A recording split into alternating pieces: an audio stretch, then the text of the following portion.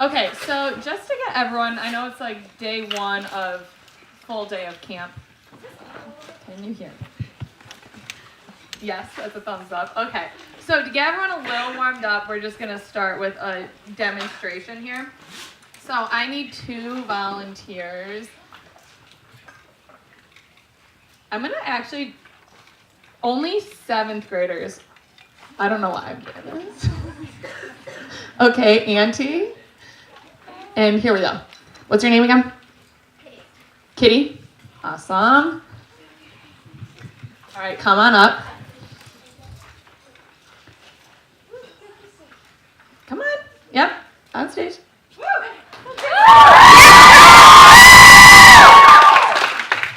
Okay, so what they actually have no idea what they're doing. And I'm gonna put this down so I can talk. So what is going to happen is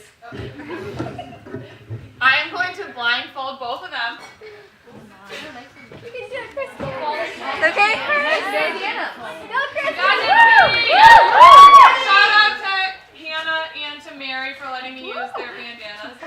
Okay, you guys have to be, okay, here's the thing. When people get blindfolded, at least this is what I would do. I'd get blindfolded, and I would like secretly be able to see out of the bottom, and I'd be like, yeah, no, I can't see anything. So you guys have to be really honest. You can't see anything, okay? No cheating. Am I holding up? If you can see something, close your eyes. Did anyone else cheat like that?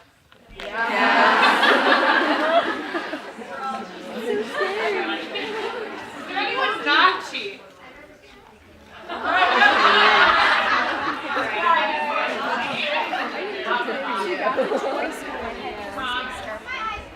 Oh, Kitty is super on his eyes closed with the blindfold. Okay, you guys are going to go arm in arm. Oh my. So you're going to link through here. Okay? And their job is, I won't let them fall, don't worry. Okay, good. But their job is to walk to the other end of the stage. Hold on, don't start yet. And I'm going to time them. I've got 2 professional spotters here. Okay, are you guys ready? Yeah. Don't hurt yourselves. Okay? One rule. Don't hurt yourselves. Are they walking slowly or? You're just trying to get to the end of the stage, and I'm going to time how long it takes you. But you have to remain attached with the arms at all times, and on the stage at all times. Got it? I kind of can't see, but okay. That's the point. I know. All right, on your mark, get set, go. You got this.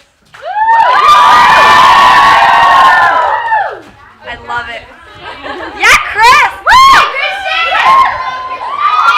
There you go. Good technique, good technique, good technique. Okay, that's good, that's good.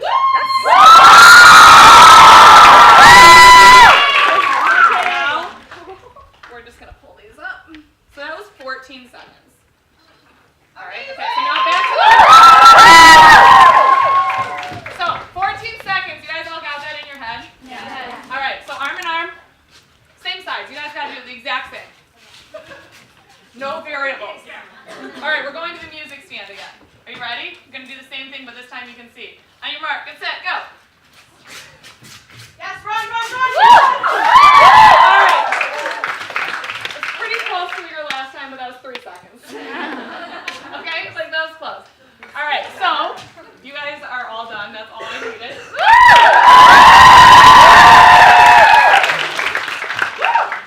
All right, thank you, girls. 7th graders. Very, very good.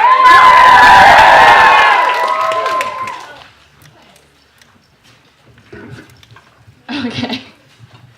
So obviously, when they were blindfolded, they were a lot more weary. They couldn't see where they were going, even though it was a straight shot across the stage. It took 14 seconds. When they could see, it took them 3 seconds, and they could basically just run to the other end, right?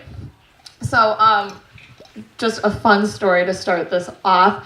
My friend and I actually did this through our neighborhood woods, and yeah, it's like a really long walk. It's like a third of a mile through these woods, and it was late at night, and we decided that we weren't going to use our phones for a light or anything, and we were just going to walk through these woods and try to see how long it took us to get to the other end.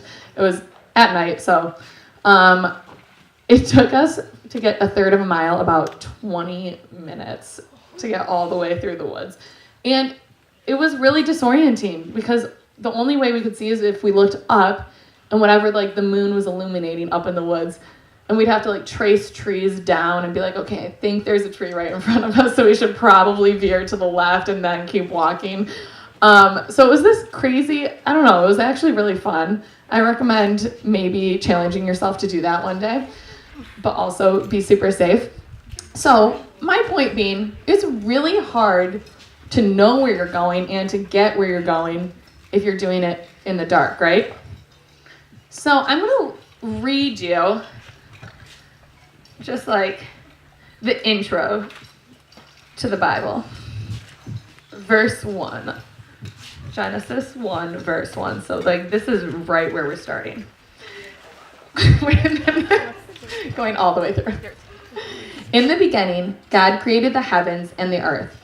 The earth was without form and void, and darkness was upon the face of the deep. And the Spirit of God was moving over the face of the waters. And God said, "Let there be light." And there was light. And God saw that the light was good, and God separated the light and the darkness. God called the light day, and the darkness he called night.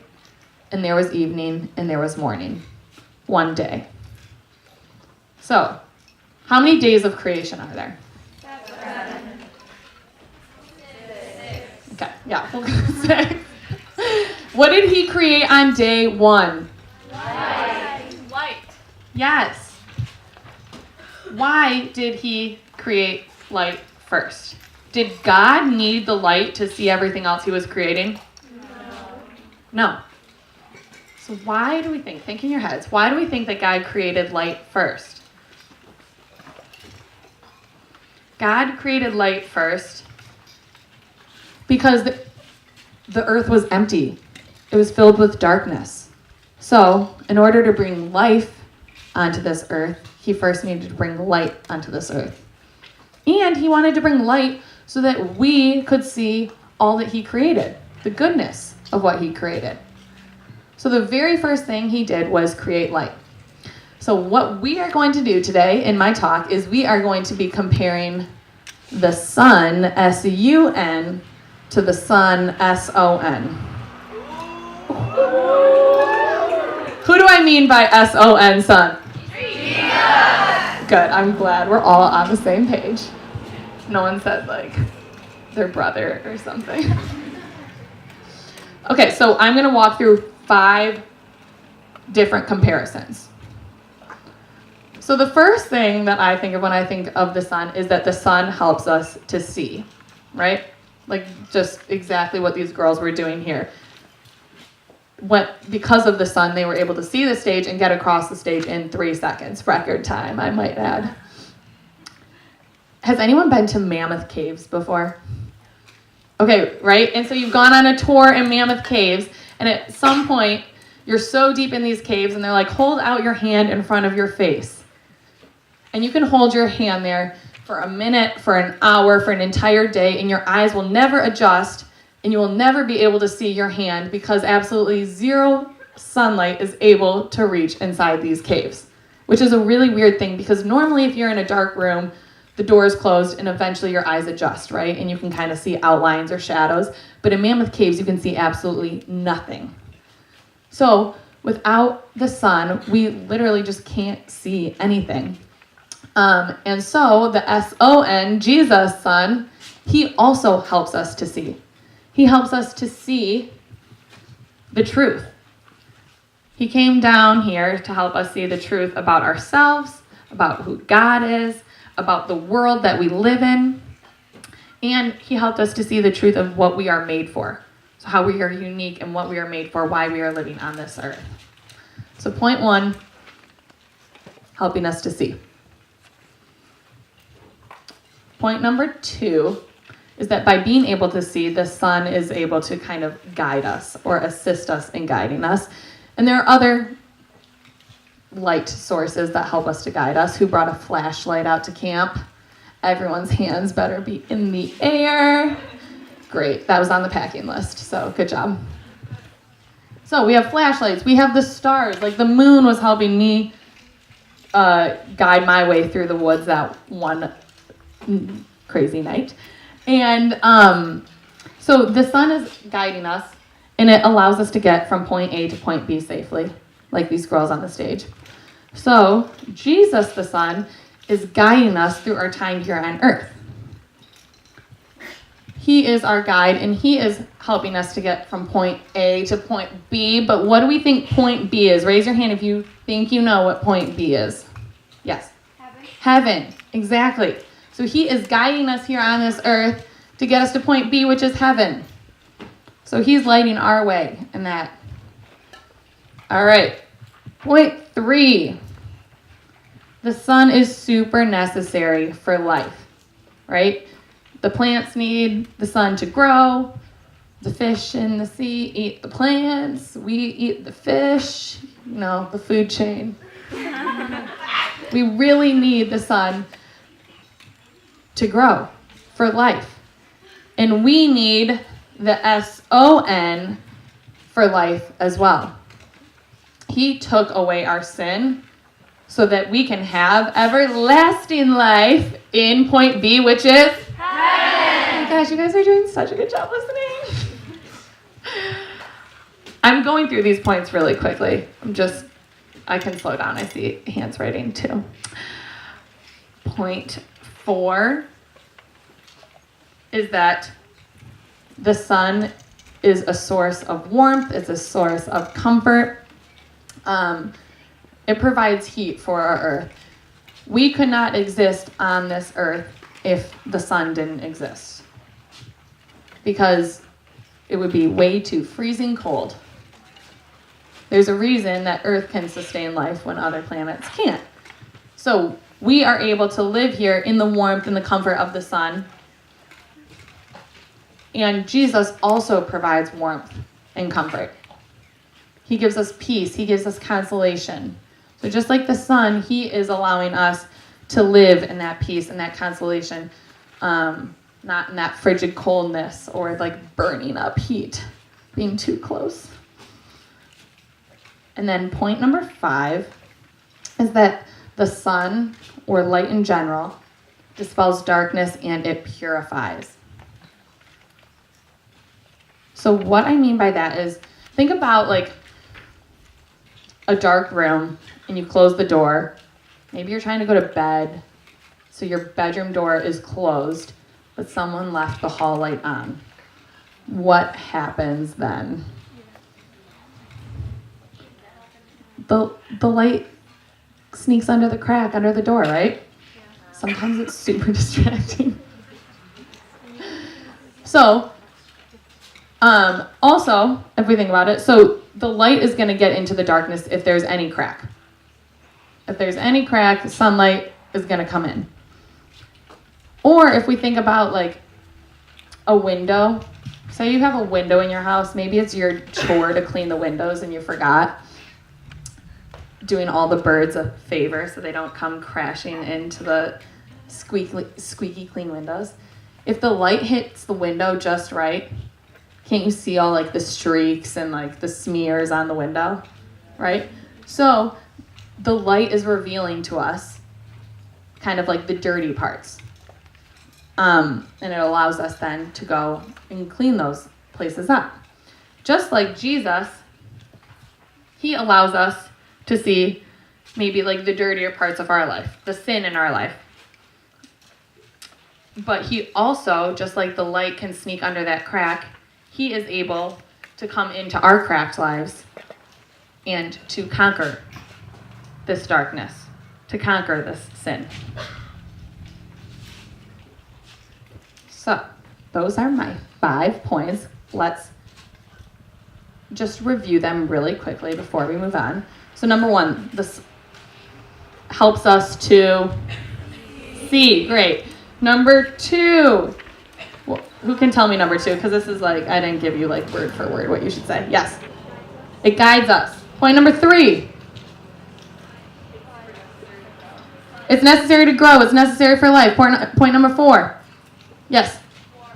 Warmth. Provides warmth, comfort. And point number 5. This is like a 2-part one. Yeah, Sarah. Dispels darkness and purifies. Dispels darkness and purifies. Awesome. Okay, so, like we said, how many days of creation are there? 6. Awesome. Starting today, how many days of camp are there? 6. Oh, how convenient.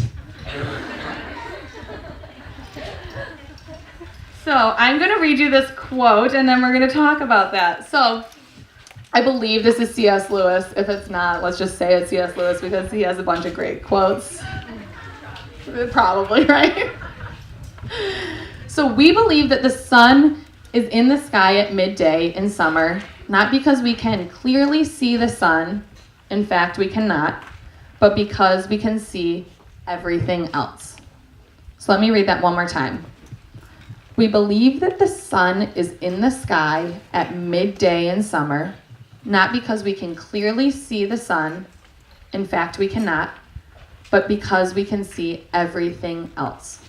So think about it. If you go, sorry, I keep getting flies on me. If you go out right now and look directly in the sunlight, it's going to scorch your eyes. Who remembers the solar eclipse and you had to buy a special pair of sunglasses to look at the sun, right? Yes.